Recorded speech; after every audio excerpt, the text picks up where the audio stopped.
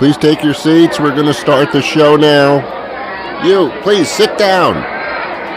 Please sit down. We're going to start the show now. Please sit down. Take your seats. On the air everywhere, this is New England Broadcasting. Welcome to the Ron Van Dam Show. Hold on tight. Things can get a bit weird, if you like that sort of thing. That's better. Now just be quiet. Whatever.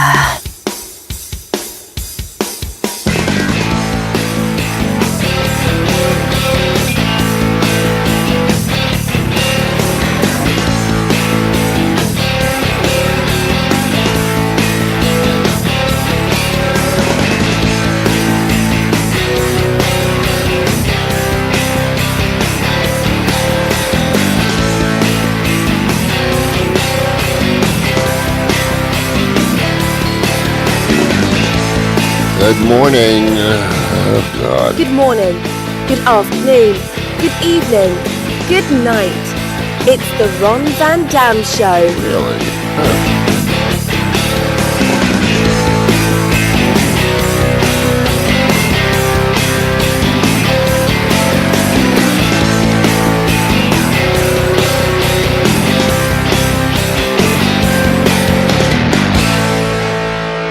Sit back, relax, grab a cup of coffee, a cup of tea, whatever your liquid libation may be in the morning, and join us as we take a look at the world around us. As much as it's a pleasure to be with you, the pleasure is actually all yours. And now, here's your host, Ron Van Dam. Thank you very much, Julie.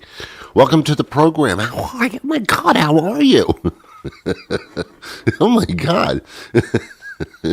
That's the best expression of surprise and amazement in the world.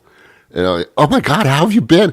I can't believe it's you. I haven't seen you in 10 years. Oh my God, how are you? Wow, that's really extreme.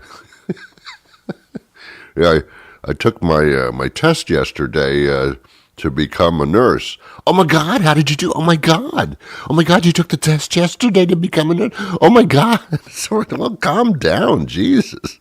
Well, calm down. I just took a test. Oh, my God, you took the test. Oh, my God. Oh, stop it. Just stop it. Some people are so much over the top. I'm the opposite. I'm under the top. I just, I took my nurse's test yesterday. Oh, that's nice. How'd you do? Did you get the results yet, huh? Did you fail? Did you fail as usual? I mean, I'm the opposite. I'm just the opposite. Oh my God, you took the test. Oh my God. I'm amusing myself. I really don't need you, apparently. I'm having my own good time, so whatever. Oh my God. That's great. Insult your audience from the very beginning of the show, Ron. I know, I'm daring. I'm very daring. This past week, I live in Massachusetts, by the way. Oh my God, you live in Massachusetts? Oh my God. I went to a fair called the Topsfield Fair. It's in a town called Topsfield, Massachusetts, thus called the Topsfield Fair. Very, very popular. I had never been there before. They have rides and a lot of food, and you walk around, and so I get to this place, and there's an incredible amount of traffic, and I have to park about 3 miles away from the fairgrounds. It's very popular, just like thousands and hundreds of thousands of people there. I don't like crowds. I don't like one person near me, much less a crowd of maybe 50,000 people. Oh my God, there are 50,000 people. Oh my God. So I have to park in this field that's about 3 miles away from the fairgrounds. And they have buses that shuttle you from this parking field to the fairgrounds itself. And I thought, okay, fine, whatever. There's a line of buses. I park the car. I get over to the line of buses. They're all school buses. Something went through my body. There was a chill. I hadn't been on a school bus since I was probably 12 years old. And even then, I walked to school. Well, when I was a kid, I walked 5 miles to school every day in the snow, up hills. I had a goat. I walked to school. I think every once in a while I took a bus. I hated the school bus for 2 reasons. One, because the school bus is just so disgusting. And the second is it's full of kids. Oh my God, kids. Ugh. At 12 years old, I hated kids. There's too many kids around me.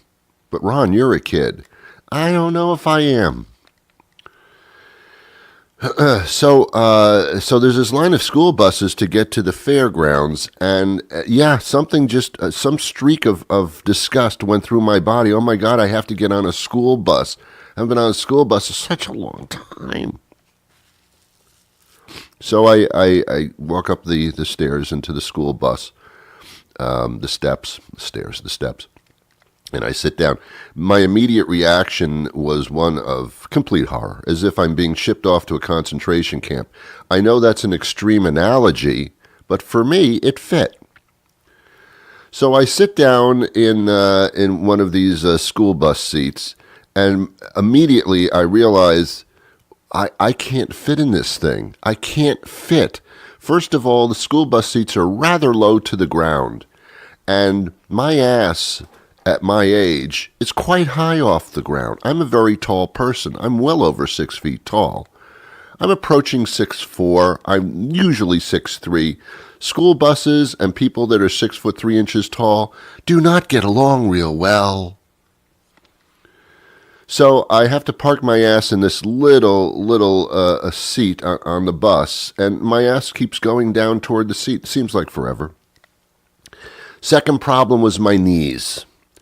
And I realized that when you're a little child, your knees aren't far away from your ass. When you're 6'3", you have to take a bus just to get from my knees to my ass. So I had no place to put my knees. My knees were up around my throat. It was so uncomfortable, and my coccyx was hurting. I don't even know what that is. I think it's somewhere, and I don't know where it is, but it hurt.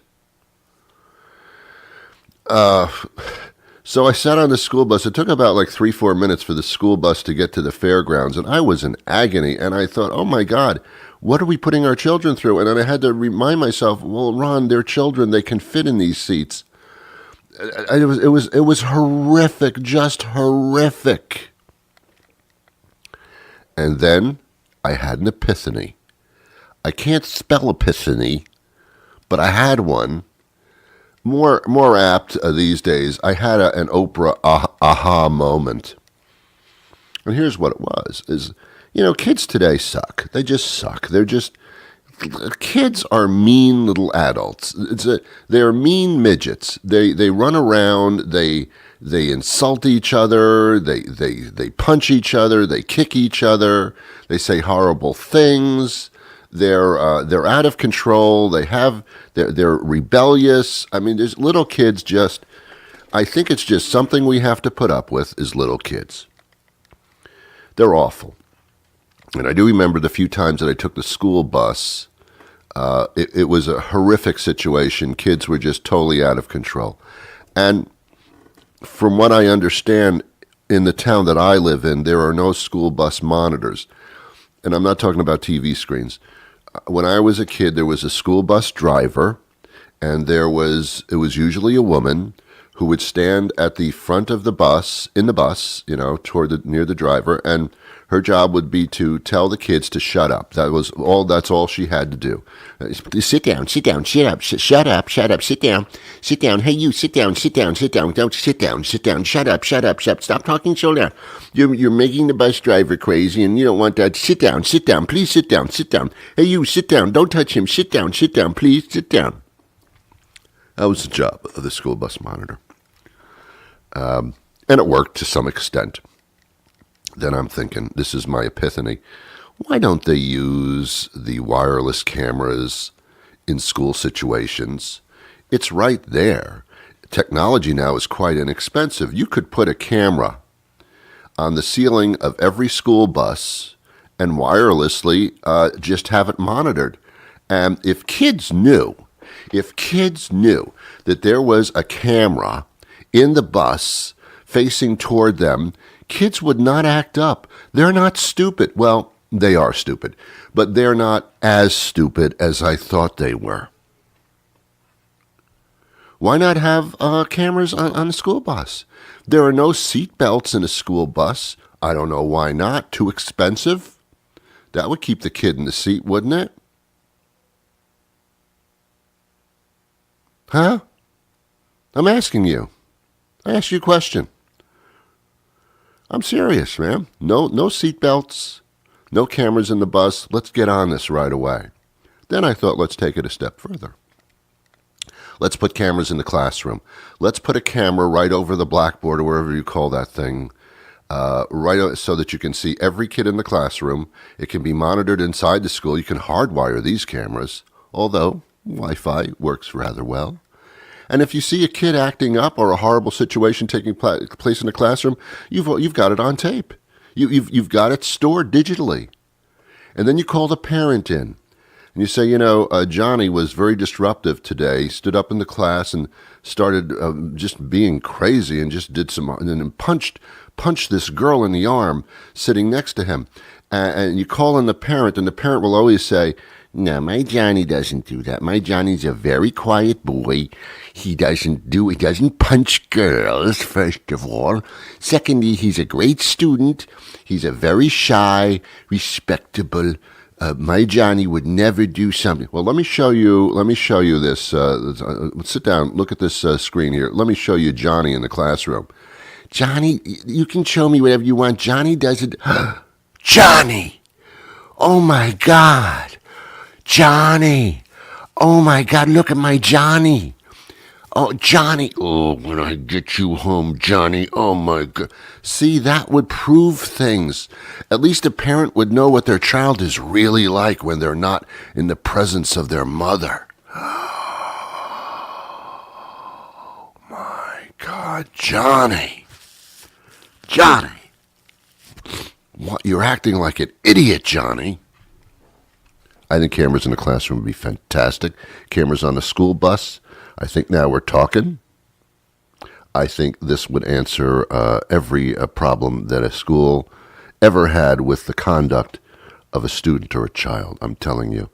Can we do this? Can you? That would be fantastic, wouldn't it?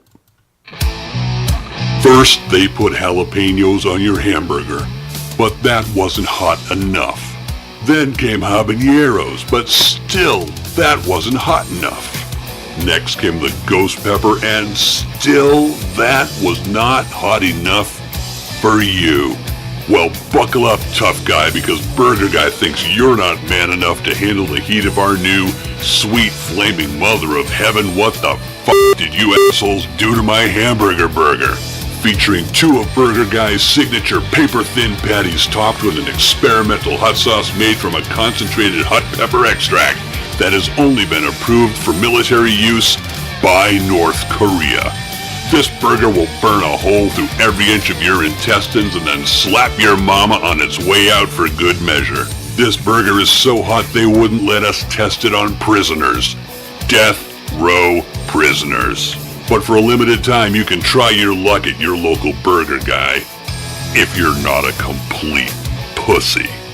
All purchases of the Sweet Flaming Mother of Heaven, what the f*** did you assholes do to my hamburger burger, must be pre-approved by a certified attorney at law with proper notification of next of kin. Sweet Flaming Mother of Heaven, what the f*** did you assholes do to my hamburger burger must not be consumed within 500 yards of schools or within 1,000 yards of open flame. All Burger Guy franchisees reserve the right to ignore cries for mercy or requests for immediate medical attention.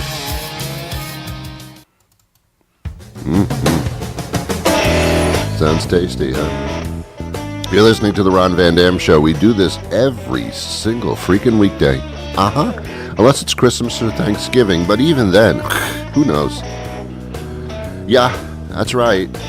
So please make us part of your daily habit at whatever time of day. That's the great thing about this. It's not like you can say, oh, Ron was on at 10 o'clock, I missed him. That used to be it. People used to miss me all the time. No excuse now. Any time of day, 3 o'clock in the morning, whatever.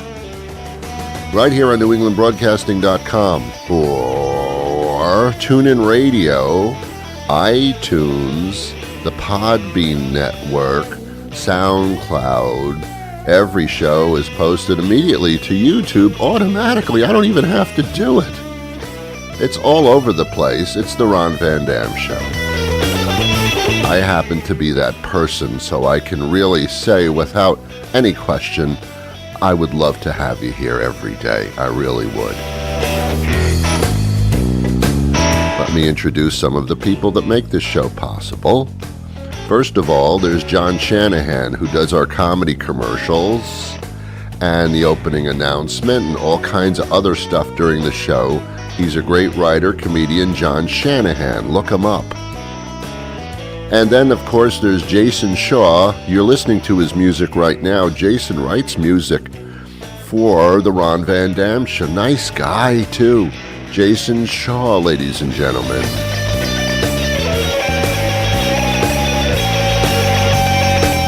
Nicole Reed is that British girl that you hear at the beginning of the show, but she also books many of the guests that you hear on this program. We do an interview every day on this show.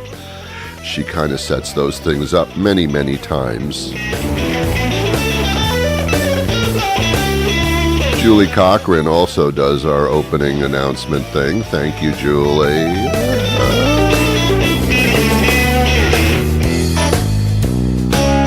And there's a few other people that I care to mention because I don't have to.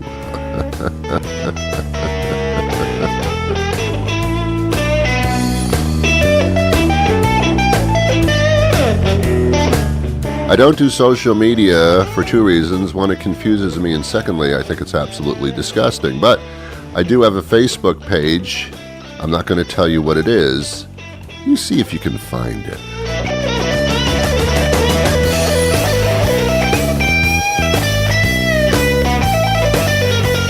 Thank you very much.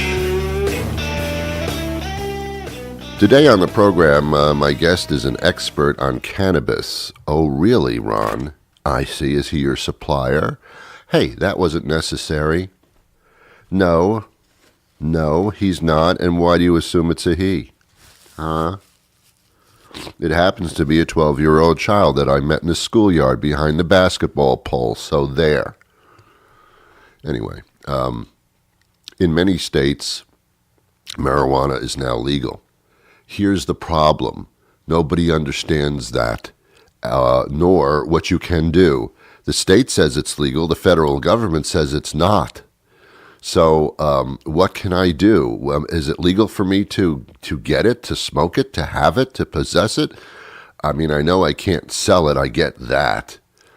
And I wouldn't do any of that stuff anyway because I'm a pure, wonderful individual. You'll never meet a finer person than me. Well, actually, you probably will. Many times over. That's not the point of this conversation, though. Why did you get into that? I'm just saying, most people don't know what the deal is with marijuana.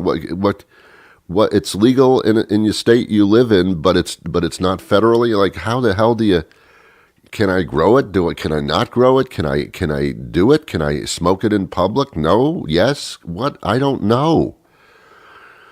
Well, that depends on your state, and it depends on who catches you doing it. So it's confusing. So I thought that today we would speak to an expert in the subject and find out all about this, because I just have no freaking idea. I can't. And if someone came up to me and said, Ron, you do these shows every day, you interview people, is marijuana legal where I live? Well, first of all, I don't know. And secondly, I don't know. And thirdly, I don't know. So stop asking me things I don't know. So we're going to find that out today. That's coming up momentarily. I hope that you stay tuned for that, baby. We're coming up on Halloween, huh? That's not too far away. It's the kids' favorite holiday. I hate Halloween. I can't stand it. For many reasons. These little children actually come to my door on purpose. Oh my God, that's a horrible holiday. And I have to hand out candy. Ooh, I don't like touching candy. And candy is in my house. Candy to me is the enemy of the people. Well, no, Donald Trump is the enemy of the people. All right, candy is the second enemy of the people. I don't like to put candy in my mouth. And that's by the way, name of the very attractive next-door neighbor, Candace. But I'm not talking about that. That was a joke. There is no Candace that lives next to me. Anyway, candy, no, I can't eat that kind of sugar crap. Here's the deal. Once you turn 30 years old, you can't eat this stuff anymore. Oh, sure, you can eat it, but you shouldn't, because you will develop immediate diabetes. One piece of candy in your mouth over the age of 30, you have diabetes. And if you don't believe me, go to your doctor and ask your doctor. They will tell you the same thing I'm telling you. Your dentist will tell you not to eat candy. Your doctor will tell you not to eat candy. Your spouse will tell you not to eat candy. Your girlfriend, your boyfriend will tell you. Everybody will tell you not to eat candy. And yet they have a holiday where you're supposed to hand it out to little kids who eventually won't be able to eat it. The only good thing about Halloween is these little bastards that come to my door, they're going to go home after the Halloween collection night. They're going to lie in bed with the candy under their blanket in their bedroom, thinking that their parents don't know that they snuck like a lot of candy into their bedroom. And then they're going to lie in bed eating candy all night. They're going to wake up in the morning with the biggest stomach ache to the point where they'll say something very similar to what I say about alcohol. I'm never doing this again. And, of course, the next piece of candy comes along and you're eating it. And the next drink comes along and I'm drinking it. So, it's the same thing. It's a lack of discipline for something that you really, really want that you really, really shouldn't have. Aren't you glad I brought up Halloween? Oh, man. All right, let's talk to our guest for today right after this. Have you ever wondered how Ron Van Dam manages to sound so damn sexy, podcast after podcast after podcast? It's simple. No pants. Ever. Pants are for suckers. You are listening to The Ron Van Dam Show. Pants-free podcasting at its finest.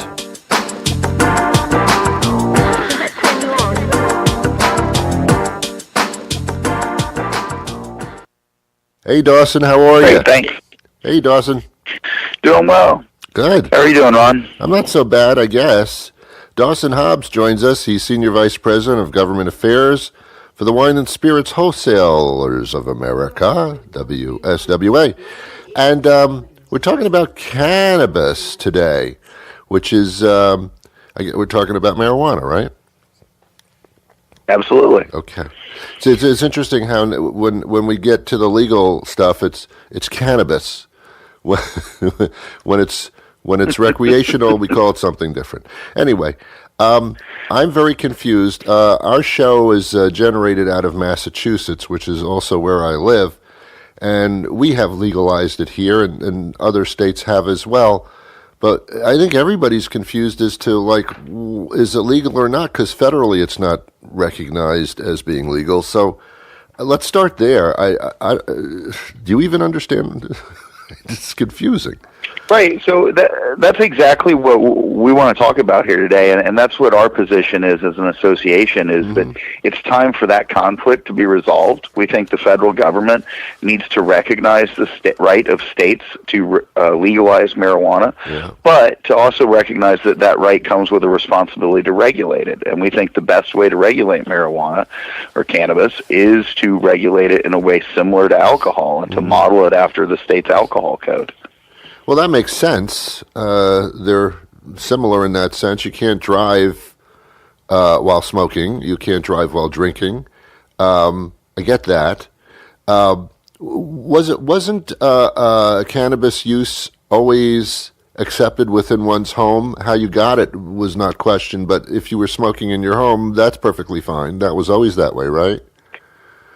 Well, that depended on the state. I mean, possession was illegal in the vast majority of states, really? and then obviously possession is illegal under federal law. Right. But what we really believe is that cannabis is a product similar to alcohol in that it can be used by responsible adults, but it can also be misused. It shouldn't be in the hands of people underage. It shouldn't be marketed to people underage. It shouldn't be used by people operating a motor vehicle, and that the production, distribution, and sale of cannabis should be regulated in a way that alcohol has been. our model has provided a safe marketplace for 85 years, and we see no reason that it can't do that for cannabis as well. Well, it kind of makes sense, but they do have to figure this out legally because the public is just confused as to where and when and how they can do this. And as more states do legalize it, this becomes more of, I guess when the majority of states have legalized it, then they'll start looking at this. Well, how do we actually pull this off? I guess how many states actually have it legalized at this point? Well, there's 8 states that have legalized for recreational, and then quite a few more that have some form of medical marijuana. But we think that what's really important here is to focus on the fact that the states can be the primary regulator of cannabis and can make this decision.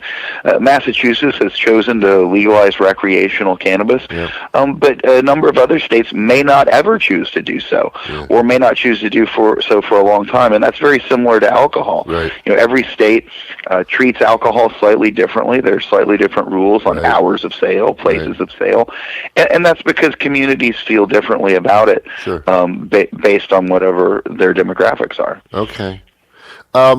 Cannabis stays in your system a lot longer than alcohol does, as I understand it. Is that true? Well, my understanding, and I'm not a scientist, is that the active ingredient in cannabis, which is what impairs you, or has what some people think is a positive effect, moves through your system fairly quickly. There are metabolites that stay in your system for a long time, which is why drug testing can detect use from quite a ways back. Yeah, the trick when it comes to impaired driving is finding out how to test for that active ingredient and determine whether somebody is still impaired by that product. We talked to an attorney just yesterday on the show on this very subject who had a client who was fired from Sodexo because they did a drug test and they found marijuana in her system, and she said, I haven't smoked that like for a long time. It wasn't yesterday, it was days ago. And they fired her. So that, I mean, it gets into some weird categories here sometimes. Right, and many employers have zero tolerance policies when it comes to drug use, and that's really between them and their employees, and them and their unions, as the case may be. And that's not really where we're weighing in. We're really talking about the regulation of the production, distribution, sale, the marketing, the impaired driving. Those are the things that we think are most similar to alcohol, and those are the things where we think the lessons from our marketplace can translate. Right. So what would just a general person of the public do if they wanted to support or not support? Is there anything they can do to add to this? Absolutely. I mean, I think anybody that wants to can talk to their state legislatures, to their members of Congress, and especially from a state like Massachusetts, to tell your member of Congress that you think it's time to resolve the conflict between state and federal law, and that the alcohol model of regulation is the right one for cannabis regulation. Do you believe that eventually that cannabis would be sold in a wine and spirits location? Would that go hand in hand because they are so similar? I think that's a decision that's going to be made on a state-by-state basis. Some states may choose to do that, and some states may not. It's not something that we're advocating specifically for, but we certainly think that the state should have the right to make that decision. Yeah, interesting. If I wanted to make alcohol, like whiskey, in my house, I don't know if you know the answer to this, would that be legal for me to do, or would I need a license like I would to grow cannabis? It is not. You would have to get a license to make distilled spirits in your house. There is a limited exemption for home brewing of beer and wine, but not for spirits like whiskey. So is that a similar situation as it stands now in many states for cannabis? Does that go hand in hand with the usage laws sometimes? It varies from state to state. Some states allow a limited amount of home cultivation, but it's not to be sold. It's for your own personal use. And we're really focusing on the commercial production, distribution, and sale of cannabis. That's the regulatory model we think should copy alcohol. All right. So there is and we're also talking about the confusion between state law, what would be a new state law, and federal law. And That is, man, that's just all over the map sometimes, and that's what you're looking for clarification on because it is confusing.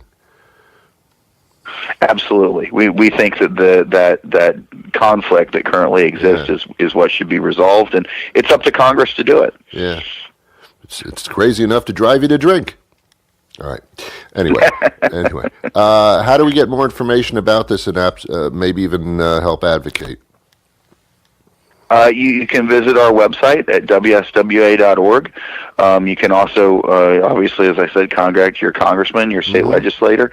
But if you go to wswa.org, we have information about our cannabis position and the advocacy that we're working on Capitol Hill. Great. Thanks for your time today. Great. Thank you. Okay. Bye-bye. There you have it, man. I got high just listening to that. Okay. I'll be back tomorrow with a brand new show. I hope you join me then. Until that time rolls around, and it comes faster than you can imagine, I do wish you peace.